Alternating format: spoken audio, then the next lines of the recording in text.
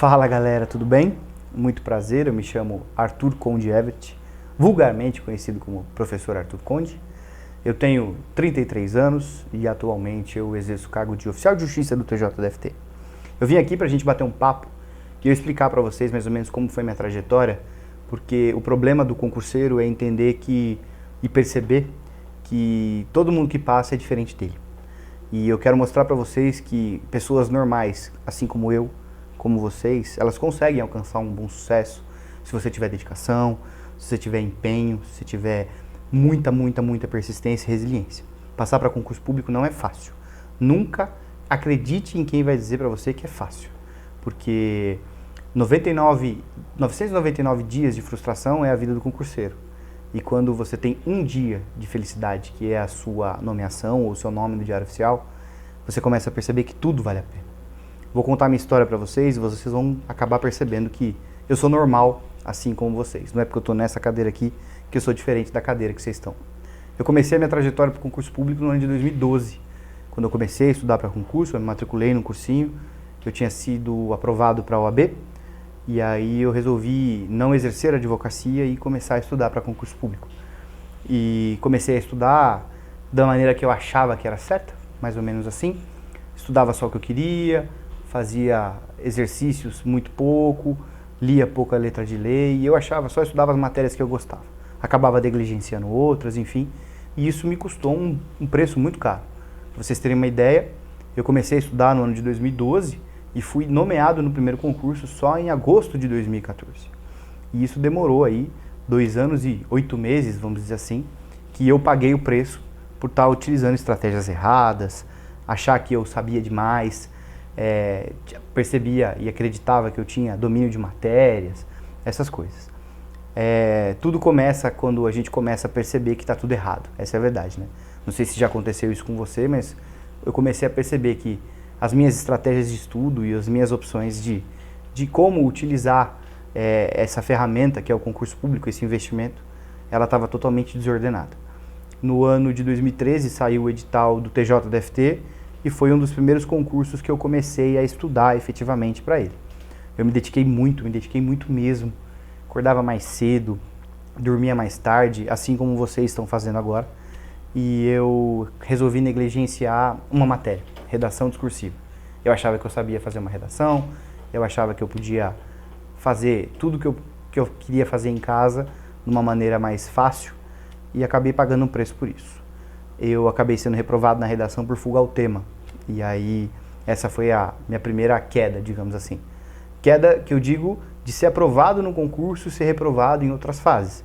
Porque até esse tempo, cara, é muito difícil, porque imagina, quantos concursos a gente já fez para conseguir ter o seu lugar ao sol. E comigo também não foi diferente. Reprovei nessa redação, fiquei bastante triste, bastante revoltado. Comecei a me questionar se eu estava no caminho certo, se as minhas escolhas de estudar para concurso público estavam corretas, se eu ia ter a persistência e o engajamento necessário para isso. E aí começou a vir diversos questionamentos quanto a isso. Decidi continuar, decidi persistir e depois dessa história aí vieram muitas outras reprovações. Uma outra marcante, para vocês terem uma noção, eu estava estudando, depois que acabou o concurso do TJDFT, eu comecei a focar em carreiras policiais.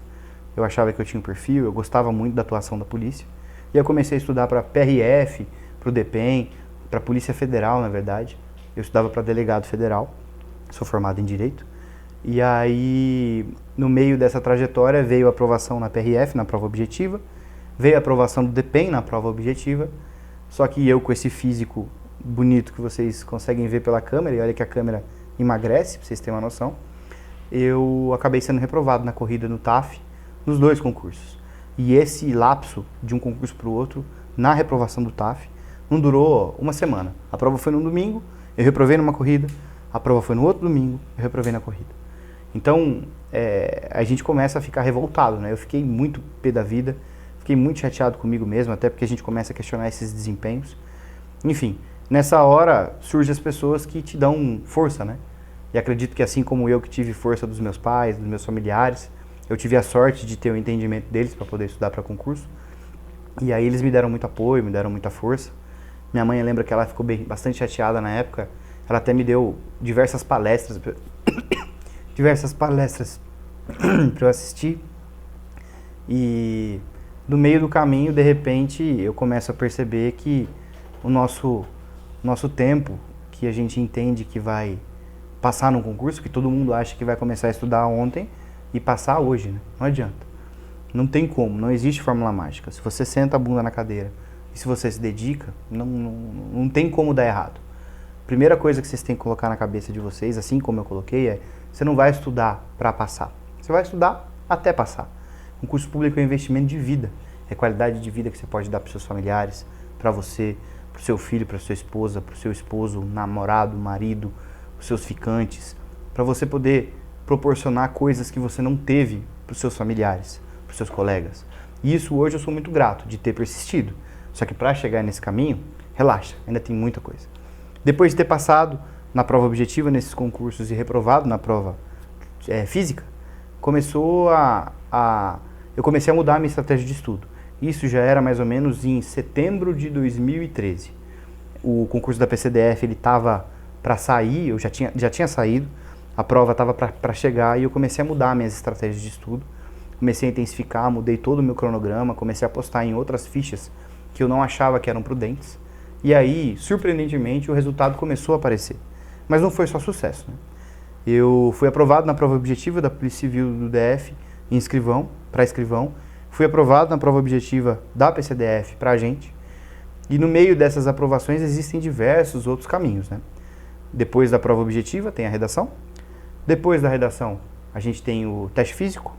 E aí é o calcanhar de Aquiles de muita gente, né? Porque assim como eu negligenciei a parte física, muita gente acha que isso não vai ser suficiente e necessário para você reprovar. Chega lá na hora e fala assim: não, eu vou correr o tanto que eu consigo correr, eu dou um gás lá. E te asseguro, cara, se você não tem uma preparação adequada nem para a prova objetiva e nem para o teste físico, a chance de você se frustrar como eu me frustrei é muito grande.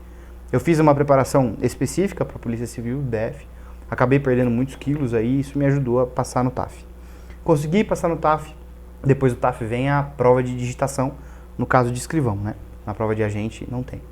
Aí a gente faz a prova de digitação, escreve texto lá, enfim. É bem legal, é uma experiência bem diferente, porque a gente está acostumado a escrever textos em casa, no computador, só que a facilidade que a gente tem para apagar é muito fácil, né? E lá, se você apagasse, você era penalizado. Então, isso foi um treino bastante interessante para mim. Lembro eu de ter comprado aqueles programas de digitação para aprender. Eu lembro que você digitava uma coisa certa, o Mário ficava pulando, era bem legal. Arthur, você foi aprovado tanto para agente da Polícia Civil quanto para escrivão da Polícia Civil. Acredito que tem muitas pessoas que estão com essa dúvida hoje. O concurso, são matérias diferentes e tudo. O que lhe fez optar por ser escrivão? Então, eu optei por escrivão por dois fatores marcantes. Eu sou formado em Direito e na época que eu estava fazendo o concurso público, eu tinha a intenção de procurar um concurso para carreira jurídica, né? Ser membro do Ministério Público, delegado, defensor ou até juiz. E aí, na época, o STF, o Supremo Tribunal Federal, tinha o entendimento que o cargo de escrivão, ele contava como prática jurídica, e eu quis unir o útil ao agradável. Sem contar também que escrivão eu acabei passando muito melhor do que a gente.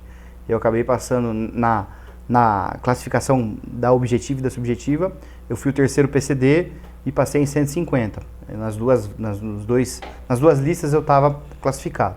No final de tudo, eu acabei ficando em primeiro PCD e subi para 75 como escrivão. Como eu já tinha conseguido essa aprovação para escrivão, eu fiquei mais tranquilo e acabei fazendo a prova de agente mais relaxado e não tinha ido tão bem. E eu optei por conta disso, que eu já estava na vaga de escrivão, gostava de ver o trabalho de escrivão, que eu tinha 2 amigos que faziam cursinho comigo e eles se amarravam no cargo de escrivão. Os dois inclusive viraram delegados e eu achava muito legal, muito interessante, assim. Todo mundo tem a ideia de que escrivão de polícia só fica sentado no computador digitando. Já te digo que não é isso, é muito mais legal, é muito mais dinâmico o trabalho, porque você entra lá, parceiro, tu é polícia, não adianta. Se chamar pro barata voa, precisar trocar tiro, você vai trocar tiro. Eu não tive essa oportunidade, graças a Deus. Mas ajudar a colega que estava passando por dificuldade, dar apoio, fazer flagrante, a gente faz tudo. E foi por isso que eu acabei optando por escrivão, porque eu estava melhor colocado e por conta da prática jurídica. E aí, só que o concurso ele foi andando quase simultaneamente, né? E você tinha que fazer essa opção só na época do curso de formação. Aí eu fiz todas as etapas dos 2 concursos. A única coisa que diferenciava do concurso de escrivão de agente de polícia era a prova de digitação, que não tinha para o agente de polícia. Depois da prova de digitação a gente faz o exame médico, e aí é outro medo que a gente tem, né? Porque você fica eu fiz pelo menos os exames umas 4 vezes, de sangue, de coluna, raio-x, abdômen, o medo de dar errado lá na hora, né? E aí, nessa hora, depois do exame médico, eu acabei sendo reprovado pelo problema de visão que eu tenho, que eu adquiri com 3 anos de idade, eu sofri um acidente automobilístico, e eu acabei perdendo a visão do olho esquerdo. Eu tenho muito pouco a visão do olho esquerdo. E aí, a Polícia Civil, na época do exame médico, acabou me reprovando por conta dessa minha sequela.